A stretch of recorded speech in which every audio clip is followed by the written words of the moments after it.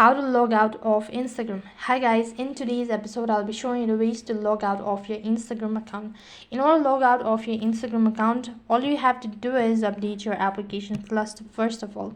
So for that, go ahead and open up a Play Store. On the search box type in Instagram, and instead of open, if you see update, which indicates the app needs to be updated. Once the app is completely updated, click the open button and then log in into your Instagram account. That is going to take you to the home page. While you're on this page, go ahead and tap the profile icon from the bottom right hand side corner, and then tap the tab bar icon. As soon as you do that, a drop down menu appears from the list. Go ahead and tap on settings and privacy. Once you tap on settings and privacy, scroll down a bit, scroll down right to the bottom and go ahead and select logout. If you're sure about logging out, tap the logout button. For the confirmation, sometimes you might be asked to provide in the password, and once you're done entering the information, you'll be logged out of your Instagram account. So in this way you can log out of your Instagram account. That is all for this video. I hope the video was helpful. Make sure to like, share and subscribe to our channel.